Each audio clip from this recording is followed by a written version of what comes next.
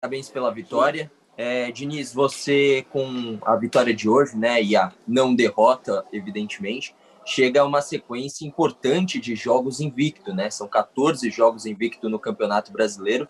E se eu não me engano, a última vez que o São Paulo atingiu uma marca tão expressiva nessa questão foi em 2008, e o São Paulo foi campeão brasileiro naquele ano. Como é que você e o time em geral recebem essa marca e trabalham com ela de uma forma com mais responsabilidade, um motivador a mais para a continuidade da temporada, ainda mais sendo comparado, pelo menos em números, com o ano em que o São Paulo foi campeão brasileiro? Então, boa noite. A gente não está preso a esse tipo de marca, chega mais para mim quando tem entrevista coletiva.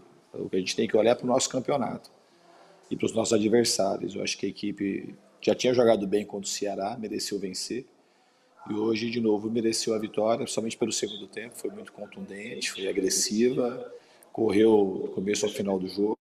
E é isso para a gente que é importante. Então, a gente está preocupado com esse campeonato, não com os campeonatos que passaram.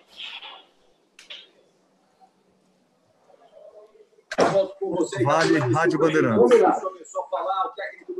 Fernando Diniz, boa noite. Eu queria que você falasse a respeito do Reinaldo, né? Apesar dos 2 gols do Luciano na partida, o Reinaldo participou das 3 jogadas. É um cara que completou 250 jogos, né, com a camisa do São Paulo e tem uma trajetória, né, de volta por cima no tricolor e acho que vive o melhor momento com você no comando.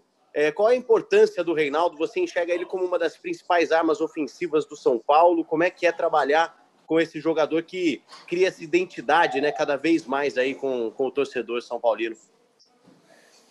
Então, o Reinaldo sempre, para mim, vai ser citado como exemplo de superação. É muito difícil um jogador começar como ele começou no São Paulo e conseguir dar a volta por cima no mesmo time. Então, ele é uma grande referência para nós todos. E ele não foi bem só na parte ofensiva, não, ele tem ido bem também na parte defensiva. Além de ser uma liderança técnica do time, é uma liderança na gestão do grupo. Então, ele é um jogador muito importante e o Reinaldo é um cara que está entre os melhores laterais esquerdos do Brasil, com certeza.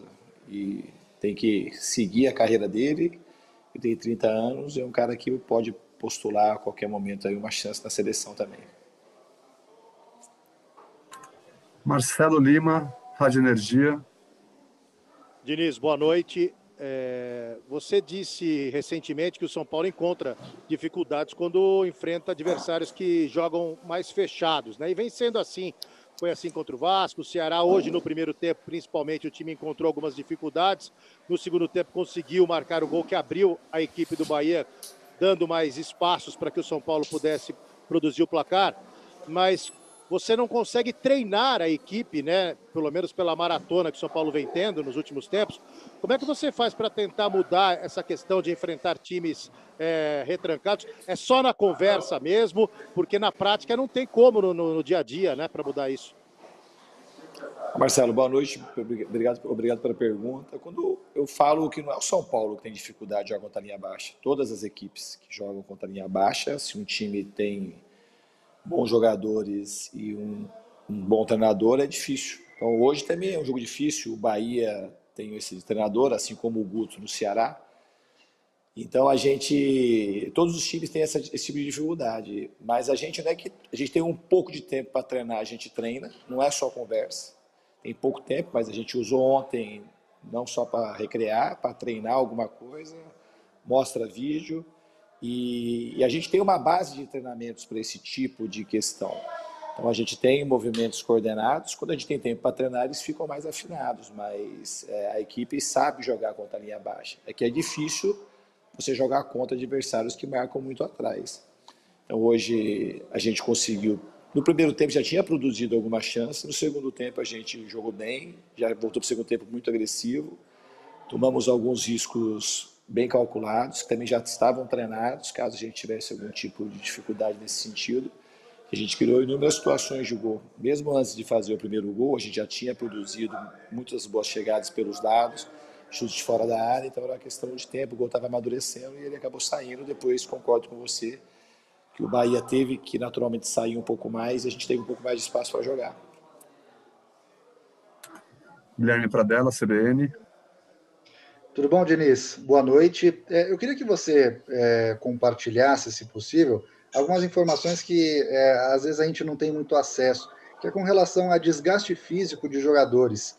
A gente vê, às vezes, algumas pessoas falando, poxa, São Paulo parece que está cansado, o time não está rendendo, mas a gente não tem os dados que vocês têm, né, que é de desgaste, aqueles exames de sangue que são feitos, nem a quilometragem que os jogadores percorrem durante as partidas.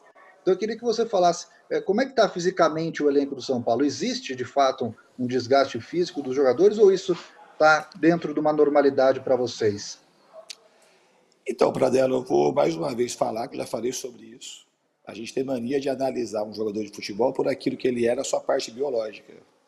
E eu não trabalho assim, nunca trabalhei. Como é que vai falar que o time está cansado se chega no segundo tempo do jogo, ele só aumenta o ritmo e a aceleração. E quando empatou com o Ceará, da mesma forma. A gente jogou em cima, tentando fazer gol o jogo todo, com um desgaste de viagem, com campos mais secos e mais altos, que é uma estratégia que os times usam contra nós. Então, pelo que está acontecendo no jogo, não é que hoje ganhou de 3-1 e o time mostrou que não tem isso do cansaço. O time está correndo, está produzindo muito, é um time que tem, talvez seja, provavelmente seja o menor índice de lesão do campeonato. Então, a parte física do time está muito boa, mas não pelos números de GPS. Isso aí é um dado, é uma maneira de reduzir muito aquilo que é a condição de um jogador dentro do campo. Os dados de GPS dos nossos jogadores, eles são muito altos.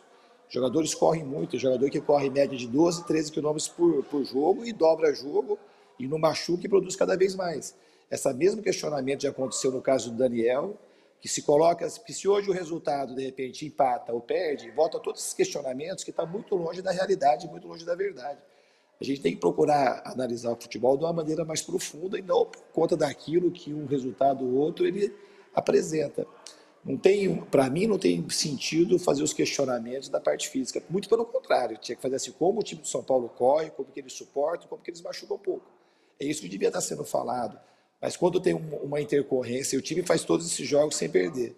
Quando tem uma intercorrência que empata, quando achava que o lado de fora, os questionamentos aqui não era para ter empatado, tinha que ter vencido, a gente volta com as mesmas questões. Então, assim, eu espero que daqui para frente, tomara que não aconteça, ter um resultado adverso, a gente vai trabalhar muito para conseguir as vitórias e avançar com o time nas duas competições e conquistar os títulos que todo mundo quer.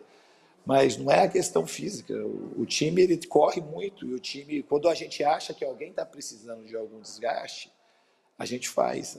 Eu não sou um cara que trabalha por essa norma comum de que um jogador correu 2, 3 jogos seguidos, aí não pode mais jogar. Não é isso que acontece.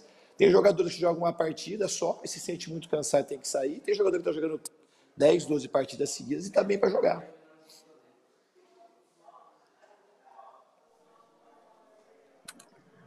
Felipe Ruiz, TV Globo.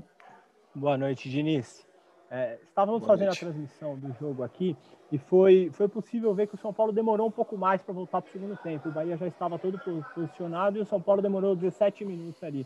Queria saber de você como foi a conversa, até porque você mudou peças, né? Você colocou o Luan para a zaga. Então, como foi a conversa? Se realmente teve um tempo de ajuste maior?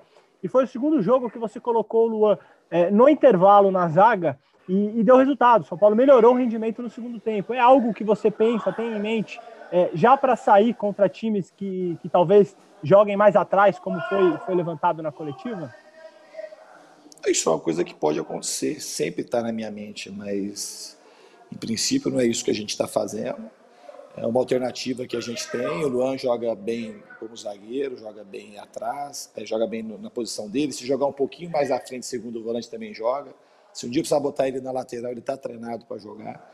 Então, é do conhecimento de todos que eu gosto que os jogadores joguem mais de uma posição e eles treinam para jogar em mais de uma posição, quase que todos.